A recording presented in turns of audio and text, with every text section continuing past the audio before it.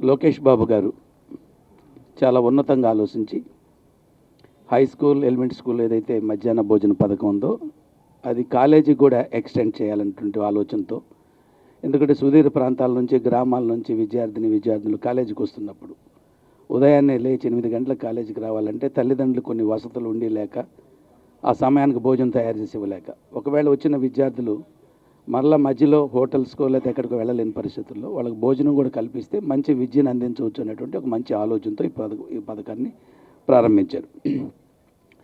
ఇక్కడ సుమారు 129 student strength ఉందని చెప్పున్నారు, అంత కనపడటం లేదు. ఒకటి మాత్రం, ఇవాళ గవర్నమెంట్ పాఠశాలలు కావచ్చు, అది primary or upper primary or high schools or colleges, అద్భుతమైన స్టాఫ్ మన సెక్టర్లో ఉన్నారు. గవర్నమెంట్ కాలేజెస్లో కానీ స్కూల్స్లో కానీ when compare with the corporate కళాశాలలు. నేను సింగరాయకొండలో కాలేజీ నడిపి అక్కడ నేను కాలేజీ నుంచి తీసేసినటువంటి లెక్చరర్స్ ఆ టైంకి సరిగా లేరు, నేను క్లాసులో పోయి కూర్చున్నప్పుడు సరిగా లేరని తీసేసిన వ్యక్తులు పెద్ద పెద్ద కార్పొరేట్ కళాశాలలో పనిచేసినటువంటి పరిస్థితి నేను చూశా.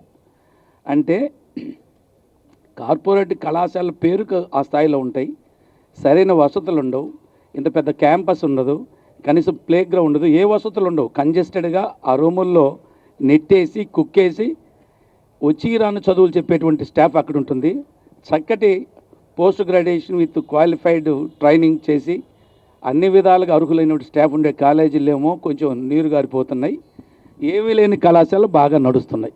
ఇది మనం గమనించాలి. దీనికి కారణం ఏందనేది దయచేసి ఇది విమర్శగా కదండి, స్టాఫ్ కూడా కొంచెం దృష్టి పెట్టి ఆలోచించినట్లయితే ఈ కళాశాలలు బాగా జరుగుతాయి. చాలామంది చూడండి, ఈ దేశంలో పెద్ద పెద్ద పొజిషన్లు అందుకున్నటువంటి రాజకీయ నాయకులు కావచ్చు, సైంటిస్ట్ కావచ్చు, ఐఏఎస్ ఆఫీసర్స్ కావచ్చు, లేదా టీచర్లు కావచ్చు, అందరూ కూడా గ్రామీణ ప్రాంతాల్లో ఉండేటువంటి చిన్న చిన్న పాఠశాలను చదువుకుని వచ్చినటువంటి వాళ్ళు అక్కడ ఉండే ఫెసిలిటీస్ కానీ, ఆ వాతావరణం కానీ, ఆ విశాల దృక్పథాన్ని అలవర్చేటువంటి పరిస్థితులు కానీ ఈరోజు కార్పొరేట్ కళాశాలలు లేవు. అలాంటి కార్పొరేట్ కళాశాలలు వచ్చినందువల్లనే ఈ సమాజంలో ఉన్న రుగ్మతలు, ప్రేమించలేదని ఆడపిల్ల మీద దాడి చేసే పరిస్థితులు, లేకపోతే చదువుకోమన్నందుకు పాఠశాల ఉపాధ్యాయుడి మీద దాడి చేసే పరిస్థితులు, ఇవన్నీ గతంలో లేవు. ఒక అమ్మాయి ఏదన్నా రిజెక్ట్ చేస్తే వాడేదన్నా ఇది అవుతాడు తప్ప ఆ అమ్మాయి మీద దాడి చేసే సంఘటనలు ఒక 25 సంవత్సరాల క్రితం లేవు. లేదా ఒక ఉపాధ్యాయుడు మందలిస్తే ఆ ఉపాధ్యాయుడిని కొట్టిన సందర్భాలు లేవు. అంటే ఇప్పుడు వస్తున్న పరిస్థితులకి ఎందువలన వస్తాయి ఒకసారి మొత్తం ఆలోచించాలి. అదే సమయంలో విద్యార్థి లోకం కూడా బాధ్యతగా ఆలోచించాలి.